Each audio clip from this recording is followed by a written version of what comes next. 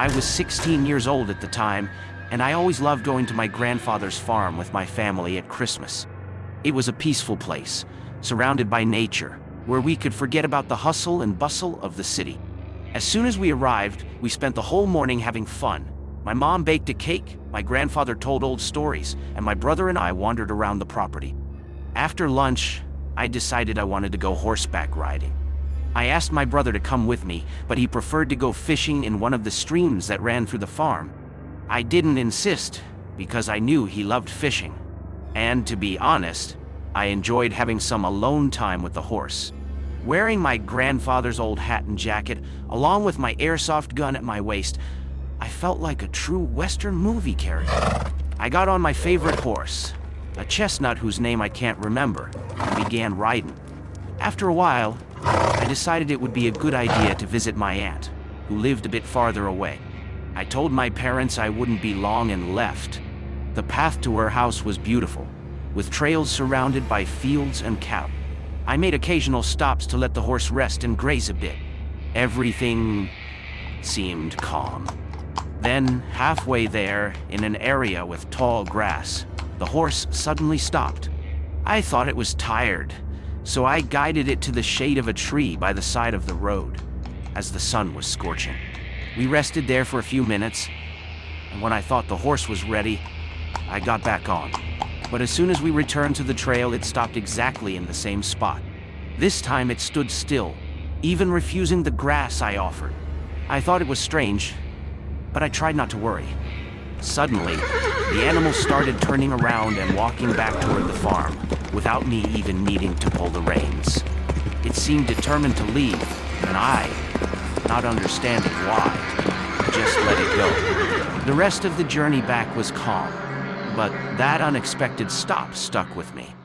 A few days later, when my family and I had already returned to the city, my aunt came to visit, and during our conversation, she told us that locals had seen signs of a jaguar roaming the area. At that moment, a chill ran down my spine. That's when I understood the horse's behavior that day. It had probably smelled the jaguar and knew it was dangerous to continue. From that moment on, I began to respect the intelligence of animals even more and be more cautious about where I went.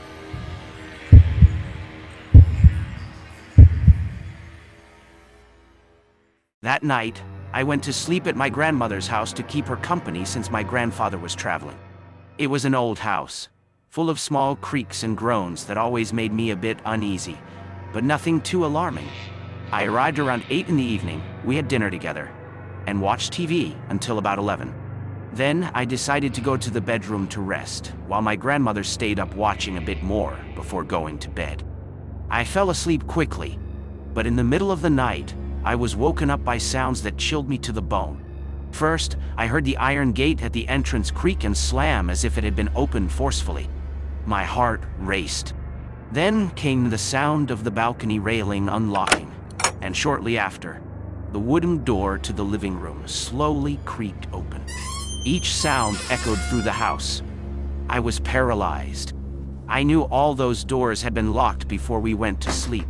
I thought it might be a thief. But what truly terrified me were the footsteps crossing the living room floor. They were moving toward the hallway, stopping near my room. I tried not to make any noise. I grabbed my phone and hid it under the pillow. I don't remember the exact time, but it was between 3 and 5 a.m. I tucked myself under the blanket, trying to ignore the sound of the footsteps. I don't know how, but I eventually fell asleep again, perhaps out of sheer exhaustion. In the morning, still with a heavy heart, I went to talk to my grandmother. I asked her if she had heard the doors opening and the footsteps during the night. She looked at me with a serious expression, her eyes worried. Then she replied, "Yes, I heard them, but I thought it was you." I quickly went to check the doors, and to my surprise, they were all locked normally with no sign of a break-in.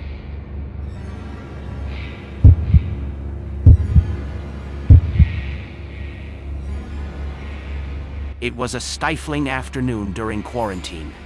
One of those days when the silence in the house makes every sound seem louder. I was sitting on the couch, sipping cold coffee and lost in my thoughts when the phone rang. It was my sister. During the quarantine, our conversations had become a much-needed escape from isolation, a moment of connection amidst forced distancing. We started with small talk, how the weather was, what she had done that day, what she planned to cook for the week. But at some point, the tone of the conversation shifted. She hesitated before speaking. "I need to tell you something strange that happened. It's about the son of our late stepmother's daughter." Just hearing that made me tense. I knew our stepmother had never been an easy figure in our lives. Even after her death, her name still carried a weight among us. But nothing prepared me for what my sister was about to reveal. She explained that our stepmother's daughter, with whom she still kept in touch, was going through something distressing. Her 3-year-old son had started showing strange marks on his body, scratches. At first, they seemed like the typical accidents for a child his age. Maybe he hurt himself while playing, they thought. But soon, it became evident that it wasn't normal. The scratches appeared inexplicably, often in broad daylight, even under his mother's watchful eye. The boy cried a lot. It wasn't the usual kind of tantrum or whining. It was a cry, born of fear. He would call for his mother, pointing at empty spaces as if he could see something no one else could.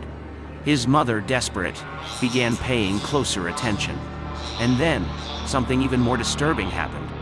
During one of these episodes, after another inexplicable scratch, the boy did something that left everyone in shock.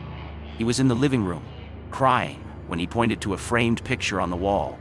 It was an old photo, a portrait of our deceased stepmother. In a trembling voice, his eyes wide with terror, he said, "It was her! She's the one who hit me!" My sister paused while recounting this, as if she needed a moment to collect her thoughts. Can you imagine that? He never met her. He doesn't even know who she is, let alone that she's dead.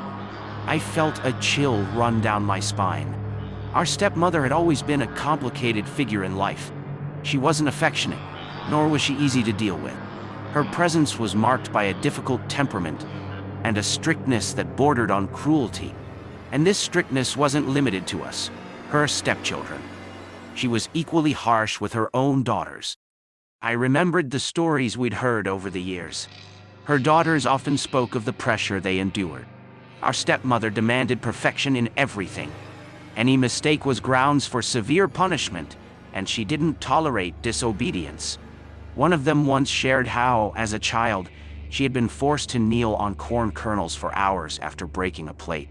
Another said that when she brought home grades below expectations, she was forbidden to play or even talk to her sisters for days. This rigidity shaped her daughters in different ways. One became deeply insecure, constantly doubting herself, while the other developed a similarly controlling personality, as if continuing her mother's legacy. It was as though the weight of her presence had never truly left, even after her death. My sister continued, explaining that the strange occurrences in the house intensified for a while. Her daughters began to notice other odd phenomena. Lights flickered for no apparent reason. Objects that had been securely placed on furniture would fall on their own, as if pushed by invisible hands. At night, the boy would wake up crying, saying, "The woman is here." His mother began fearing for his safety.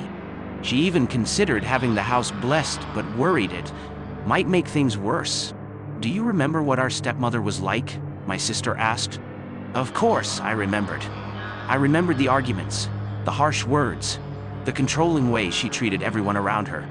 It was hard to imagine her in any other role than someone who caused discomfort, even in death. But this went beyond anything I could have imagined. After a few weeks, the events stopped as suddenly as they had started. The scratches disappeared, the strange noises ceased, and the boy began sleeping peacefully again. His mother decided to take the picture off the wall.